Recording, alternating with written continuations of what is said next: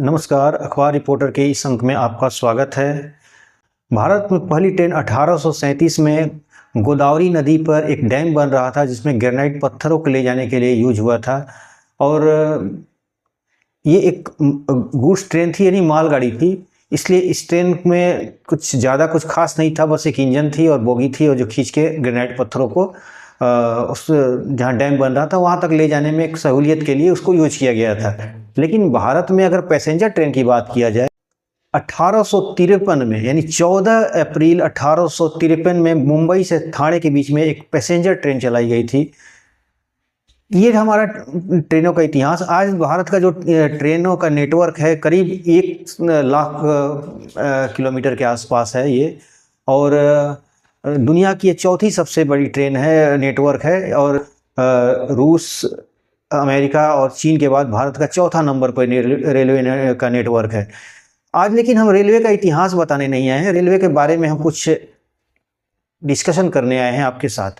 देखिए, रेलवे की जो भी अभी सरकार है, जो भारत सरकार है, रेलवे में एक बहुत कायाकल्प के लिए बहुत बड़ी बजट लेकर आई है, और मिशन 2030 तक उसने टारगेट किया है। और इसमें करीब 2447,000 करोड़ रुपया का इन्वेस्टमेंट होगा, जो 508 रेलवे स्टेशनों का कायाकल्प किया जाएगा, जिसे अमृत भारत स्टेशन का नाम दिया गया है।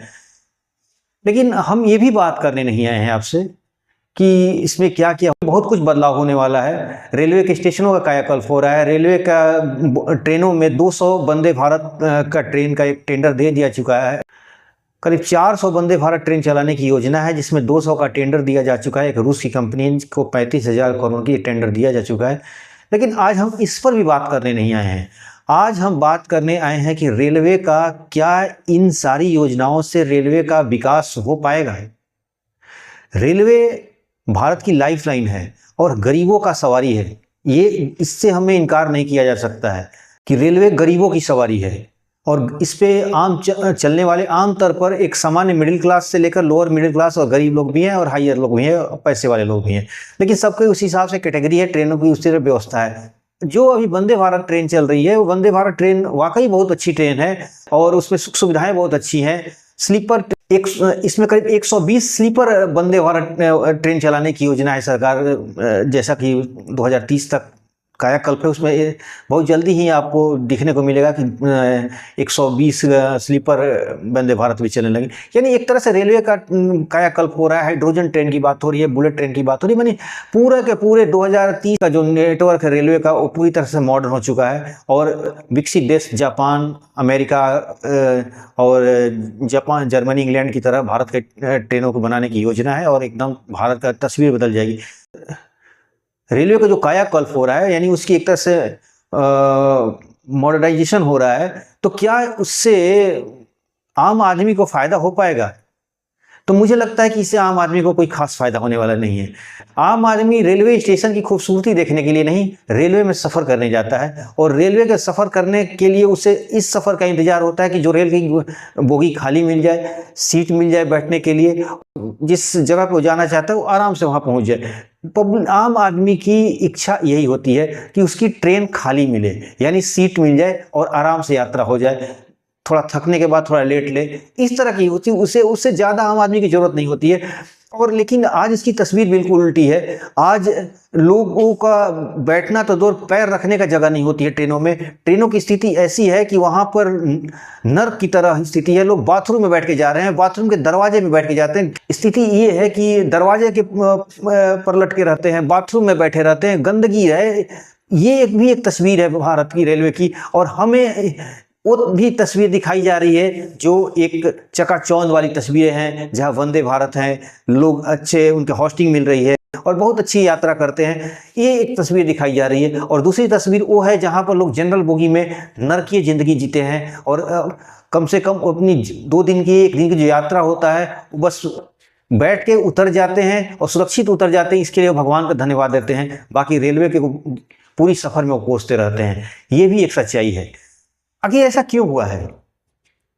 क्या इसकी समस्या का समाधान क्या है? तो इसकी समस्या का समाधान बहुत सरल है।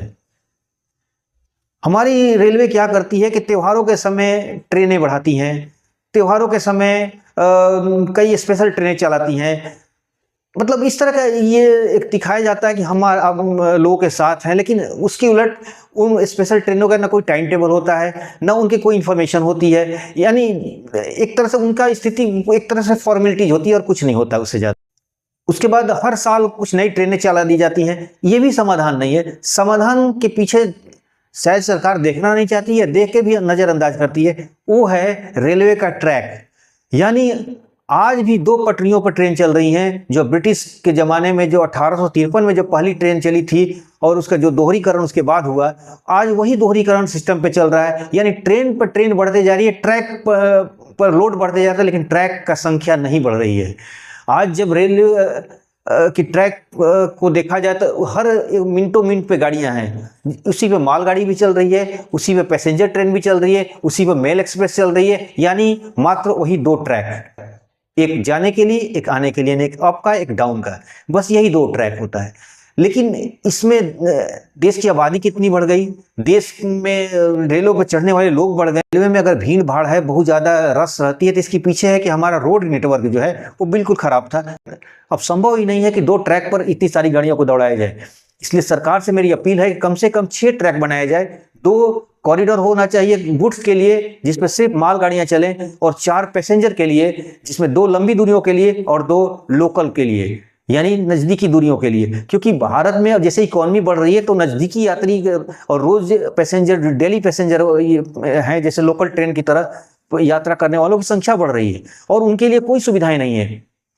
आज किसी को 100 किलोमीटर जाना होता है तो पता चलता है कि उसको पूरा दिन बर्बाद हो जाता है, क्योंकि उनकी जो गाड़ियां पैसेंजर ट्रेन होती हैं उनको संटिंग में डाल दिया जाता है और एक्सप्रेस ट्रेनों को आगे निकाला जाता है, जिसकी वजह से उनको ऑफिस की देरी होती है, उनके काम धंधे में देरी होती है, उनके दुकान व्यवसाय की देरी होती है। इसीलिए मैं सरकार से अपील करता हूँ, इस चैनल के माध्यम से, इस वीडियो के माध्यम से, कि आप मालगाड़ियों के लिए 2 ट्रैक अलग बनाइए, ताकि सामान टाइम पे पहुँच पाए, डिलीवर तेजी से हो, और पैसेंजर ट्रेनों के लिए 2 ट्रेन, ताकि जो हमारी जो नियरेस्ट इकोनॉमी जो चलाते हैं लोग, जो वर्कर हैं, छोटे छोटे व्यवसायी हैं, वो अपने काम धंधे पर टाइम पे पहुंचे। और 2 एक्सप्रेस ट्रेन के लिए बनाया जाए, जो लंबी दूरियों के लिए हो, जिनके ना पैसेंजर ट्रेनों से उनकी दिक्कत हो और ना वो डायरेक्ट सीधे नॉन स्टॉप अपने गंतव्य पे पहुँच जाएँ। तो यानी कहने का मतलब मेरा यही है कि कम से कम 6 ट्रैक बनाए जाए, 2 मालगाड़ियों के लिए और 4 पैसेंजर ट्रेनों के लिए।